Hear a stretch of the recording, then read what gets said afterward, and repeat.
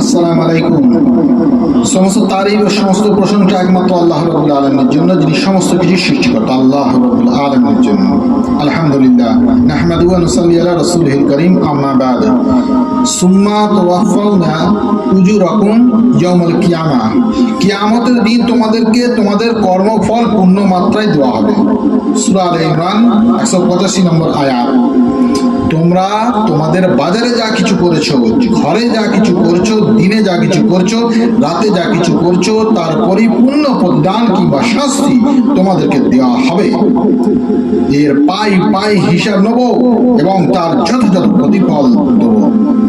সবচেয়ে বড় সংকট মূলত এই আয়াতটি আমাদেরকে কাঁপিয়ে দিয়েছে। মৃত্যুকে জীবনের সবচাইতে সংকট হিসাবে দাঁড় করিয়ে দিয়েছে। এ তো এক পাগলের রাজ্য। এখানে কেউ মৃত্যুকে কোনো সংকট মনে করে না। এখানকার বাজার এখন খুবই চড়া। এখানে ক্ষুদ্র ক্ষুদ্র একটি প্লেট ভেঙে যাওয়ায় সমস্যা, মাথায় সামান্য ব্যথা তাও সমস্যা, ছেলের চাকরি নেই এটাও সমস্যা। কিন্তু এটা কত বড় সংকট! মৃত্যু আমাদের এই জীবন্ত প্রাণিত অস্তিত্বকে মাটির সাথে মিশিয়ে দেয়। কিন্তু আমরা আজ ভুলে গেছি, কুল্লু নাফসিন যায়িকাতুল মাউত, জীব মাত্রই মৃত্যুর স্বাদ গ্রহণ করবে। এই মৃত্যু যদি আমাদেরকে মেরে ফেলতো, আমাদের কাহিনী শেষ করে ফেলতো, মৃত্যুর পর যদি আমরা নিশ্চিন্ন হয়ে যেতাম, তাহলে কোনো সমস্যা ছিল না। হিসাব কিতাব নেই, কারোর পক্ষ থেকে কোনো প্রশ্ন নেই, কোনো জবাবদিহিতার বালাই নেই, তাহলে তো ঠিকই ছিল। তাহলে আমাদের এই আয়াতটা মানে বুঝতে পারছি। তাহলে আমরা আজ দিনের জ্ঞান না থাকার কারণে আমরা আজ অল্প বিদ্যা দুনিয়া বিজ্ঞান নিয়ে আমরা অনেক কিছু করছি। দুনিয়ায় হো হাহাকার ভয়ঙ্কর কলরব সৃষ্টি করছি, ঝগড়া অশান্তি, মার কাটাকাটি। আমরা মসজিদ মাদ্রাসা এসব বুঝছি না, কোথায় কি করতে হবে। আল্লাহর ঘর, নিজের সামান্য আমাদের নিজেদের মধ্যে নিজের নাফসের খয়সা, নিজেরা মারাপিটি কাটাকাটিতে ব্যস্ত। আজ দিন থেকে সরে গিয়েছি। আজ মসজিদ বুঝছি আজ না, মসজিদে দাঁড়িয়ে আমরা কত জোরে জোরে চিলিয়ে আওয়াজ করছি, ভয়ঙ্কর আওয়াজ আছে, আমরা বুঝতে পারছি না ভাই। আর কবে বুঝবো, কবে বুঝে আসবে, কবে জ্ঞান আসবে? আল্লাহ আমাদের হিদায়াত নসিব করুক, আমাদেরকে তৌফিক দিক যাতে আমরা বুঝতে পারি। আল্লাহ তাআলা আমাদেরকে এটাই বলেছেন, আমাকে জিজ্ঞাসা করো আমি কেন বানিয়েছি এই জগৎ। তোমাদের নামাজ ছুটে গেছে, নামাজ নেই, কত হট্টগোল, কত গলাবাজি, কত চিল্লামিল্লি, কত মুখে খিস্তি, কত গাল, মসজিদে মানছি না, কি অবস্থা। কিন্তু আমাদের নামাজ ছুটে গেছে, তার জন্য কিসের চিল্লানো, কিসের জন্য? নামাজ ছুটে গেছে তার কোনো হিসাব আছে? তার কোনো চিন্তা আছে? কোরআন তেলাওয়াত বন্ধ হয়ে গিয়েছে, সত্য বলা ছেড়ে দিয়েছি। আর তোমাদের পরস্পরের প্রেম তো নেই, মমতা নেই, তোমরা সততা থেকে হাত গুটিয়ে নিয়েছো, তোমাদের জীবনে নিষ্ঠা নেই, তোমাদের জীবনে ইখলাস নেই, তোমরা অন্যের জন্য ত্যাগ করাকে ভুলে গেছো। এখন তোমরা কেবল তোমাদের পেট নিয়ে ব্যস্ত। কিভাবে পেট পূর্ণ করবে আর কিভাবে ঘর সাজাবে, এটাই তোমাদের লক্ষ্য। আর বাইরে গিয়ে কিভাবে নিজের ঘরের খেয়ে পরের মোষ চালানো, সেটা তোমরা ভালো শিখেছো। ঘরের খেয়ে পরের মোষ চালানো ভালো শিখেছো। রবাবি গায়ের জোরি একদিন শেষ হয়ে যাবে ভাই। আমাদেরকে কবরে যেতে হবে, চিন্তা করি কি অবস্থা না হবে। সেই দিনের জন্য আমরা তৈরি হই। আর জীবন কতদিনের আছে, আর কবে বুঝে আসবো বুঝছি না, শুনছি সবই। আজ আমরা নিজেদের সম্মান করতে দূরের কথা, আলেমদের সম্মান করছি না। কি অবস্থায় পরিপূর্ণ হয়ে গেছি। রিপুর কামনা পূরণ করতে গিয়ে তোমরা দিন রাত একাকার করে ফেলেছো। এই জমিন যিনি সৃষ্টি করেছেন, একটু তাকে তো জিজ্ঞাসা করবে। যিনি আকাশের বস্তু, আকাশের বিস্তীর্ণ সীমানা টানিয়েছেন, যিনি চাঁদ ও সূর্যের প্রদীপ জ্বালিয়েছেন, যিনি রাত দিন আবর্তনের বিধান দিয়েছেন, তাকে তো জিজ্ঞাসা করবে এগুলো কি, এগুলো কেন। আপনারা হয়তো লক্ষ্য করেছেন, 10টা 12টা বাজে খেলছে, কেউ জিজ্ঞাসা করলো কি করছো, বললো খেলছি। এই মাত্র আমরা বাজার থেকে থেকে এসেছি, সেখানে দেখলাম সবাই কাজে ব্যস্ত। কেউ পুরি বানাচ্ছে, কেউ লাচ্ছি বানাচ্ছে, কেউ বাজারের সবজিতে পানি ছিটাচ্ছে, কেউ দোকানে ঝাড়ু দিচ্ছে, কেউ বা দোকানে বসছে। আমরা এক্ষেত্রে বলি সবাই যার যার কাজে ব্যস্ত। আল্লাহ সুবহানাহু ওয়া তাআলা ইরশাদ করেছেন, যদি তোমরা আমার দৃষ্টিতে দেখো তাহলে এই সবই খেলাধুলো তোমাদের চোখে যেমন বাচ্চারা খেলছে। কিয়ামতের কঠোরতা সে হবে এক ভয়ানক দিবস। তার ভয়াবহতা কোরআনের ভাষায় এভাবে বিধৃত বর্ণনা করা হয়েছে। জাহান্নামের ভয়াবহতা, জাহান্নাম এমন কোনো ক্ষণস্থায়ী নিবাস নয় যে এখানে 2-4 দিন অবস্থান করার পর আল্লাহ সুবহানাহু ওয়া তাআলা অন্য কোথাও পাঠিয়ে দেবেন, তাই নাকি? না, জাহান্নামের আগুন এতটাই ভয়ানক, এই আগুনে গরম করা এক পেয়ালা পানি যদি 7 সমুদ্রে ঢেলে দেওয়া হয় তাহলে 7 সমুদ্র একসাথে করে উঠবে। এই জাহান্নামের নিক্ষিপ্ত হবে মানুষ, এখানে ঘুরে বেড়াবে মানুষ, ঘুরে বেড়াবে নারী ও পুরুষ। চাল যেভাবে ভাতের পাতিলে ঘুরে বেড়ায় ঠিক সেভাবে এই ভয়াবহ তত্ত্ব পানিতে মানুষ সেদিন ভাতের চালের মতোই উঠানামা করবে। ভাই একটু চিন্তা ফিকির করি, মানুষের মধ্যে প্রেম, একটু চিন্তা ফিকির করি। মানুষের পক্ষে এই গরম সহ্য করা সম্ভব? ইয়াতুফুনা বাইনাহা ওয়া বাইনা হামিমিন আম, তারা জাহান্নামের আগুন ও ফুটন্ত পানির মধ্যে ছোটাছুটি করবে। সূরা রহমান 44 নম্বর আয়াত। অপরাধীদের পরিচয় পাওয়া যাবে তাদের লক্ষণ থেকে, তাদেরকে পাকড়াও করা হবে মাথার ঝুঁটি ও পা ধরে, সূরা রহমানের 41 নম্বর আয়াতে। আর জাহান্নামীদের পোশাক কিরকম হবে বুঝছেন? কারো কারো নেকির পাল্লা সেদিন হালকা হয়ে পড়বে। আল্লাহ সুবহানাহু ওয়া তাআলার পক্ষ থেকে সেদিন ঘোষিত হবে, অমুকের মেয়ে অমুক, অমুকের ছেলে অমুক, এর নেকির পাল্লা হালকা, এরা ব্যর্থ হয়েছে, এরা আর কখনো বেহেশতে দেখতে যেতে পারবে না। এই ঘোষণা হওয়ার সাথে সাথেই তাদেরকে জাহান্নামে নিক্ষেপ করা হবে। এই জাহান্নাম নিক্ষিপ্তদের পোশাক কি হবে শুনুন। সারাবিলুহুম মিন কাতিরান, তাদের জামা হবে সারাবিলুহুম মিন কাতিরান, তাদের জামা হবে আল কাতরান, সূরা ইব্রাহিমের 50 নম্বর আয়াত। এত দ্বারা আল্লাহ সুবহানাহু ওয়া তাআলা তার বান্দাদেরকে সতর্ক করেন। আল্লাহ তাআলা সেদিন যারা ব্যর্থ হবে নেকির প্রতিযোগিতায়, যারা হেরে যাবে, সেই দুর্ভাগাদের ভয়াবহ পরিণতির কথা বলেছেন এখানে। একটু চিন্তা ফিকির করি যে আমরা কিভাবে দুনিয়ায় চলবো, কি করব।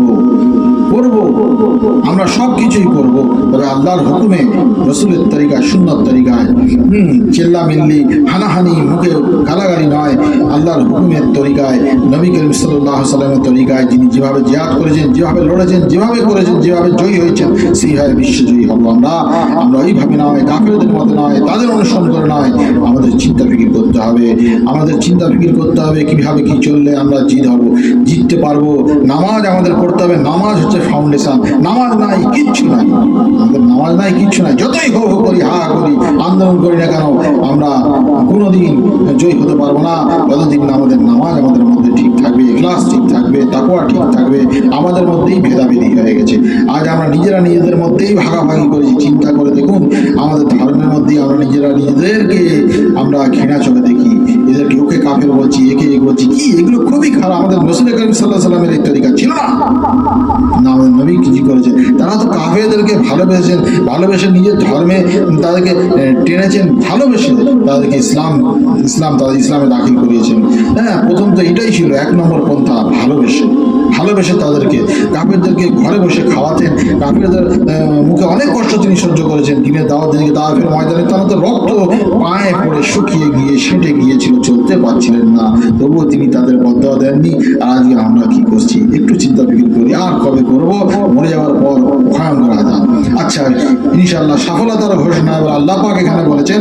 আর যাদের নেকির পাল্লা ভারী হবে তাদের সম্পর্কে ঘোষণা হবে, অমুকের কন্যা অমুক, অমুকের পুত্র অমুক, এর নেকির পাল্লা ভারী হয়েছে, তারা সফল কাম, তারা কোনোদিন ব্যর্থ হবে না। এই ঘোষণা হওয়ার সঙ্গে সঙ্গে নারী হোক কি পুরুষ 125 ফুট উঁচু হয়ে যাবে। হযরত আদম আলাইহিস সালামের উচ্চতায় পৌঁছে যাবে। হাদিস শরীফে আছে হযরত আদম আলাইহিস সালাম 60 হাত দীর্ঘ ছিলেন। হাদিসে উল্লেখিত জিরা একটি সরই পরিমাপ, যা আমাদের হিসাবে 25 ইঞ্চি হয়, তাই 60 জিরা সমান 125 ফুট। আমাদের চিন্তা ফিকির করতে হবে আজ আমরা কি করছি। আমাদের চিন্তা ফিকির না করলে আমরা বাঁচতে পারবো না। আমাদেরকে চিন্তা করতে হবে, আমার নিজের ভাইদেরকে, আমার নিজের ঘরের লোকদের চিন্তা ফিকির করতে হবে। আজ আমরা নিজেরাই নিজেদের মধ্যেই ঠিক নাই, তাহলে আমরা কি চিন্তা ফিকির করবো? আমরা নিজেদের আগে নিজেদের লোকের হক দিতে হবে, আমাদের নিজের পাশে নিজের ভাইকে হক দিতে হবে, মহল্লার লোককে আমাদের ভালোবাসতে হবে, তাদেরকে সম্মান দিতে হবে, বড়দের সম্মান, ছোটদের শ্রদ্ধা দিতে হবে, এবং যেখানে যার দরকার, যে যতটা পরিমাণে সে প্রাপ্ত আছে তাকে সেই সম্মানে তাদেরকে বসাতে হবে। তাকে বাদ দিয়ে আর আপনি ওই মহল্লা বাদ দিয়ে আপনি মহল্লা অন্য জগৎ থেকে, দুনিয়া থেকে বা অন্য হাজার ফুট উপর থেকে বা নিচে থেকে আপনি খুঁজে খুঁজে তালাশ করে কোথা থেকে না আনেন না কেন, আপনি সেই সম্মান পাবেন না, সেই নেকি পাবেন না। আগে আপনাকে দেখতে হবে, তাকে বাদ দিলে হবে না। তার কার বুকে কত কষ্ট লাগতে পারে আপনি ভেবে পাবেন না। সেই জন্য চিন্তা ভিড় করে চলি ভাই। আর আমাদেরকে তো সেই বুধ আল্লাহ পাক দান করবেন, আর আমরা আল্লাহর কাছ থেকে চেয়ে নেবো। আর কিভাবে চাইবো? আমাদের তরিকা ঠিক হওয়া চাই। আমাদের তরিকা আজ আমরা অনেক রকমের তরিকা শিখে গেছি। আমরা নিজেরাই মুফতি মহল্লা মৌলানা সাহেব হয়ে গেছি।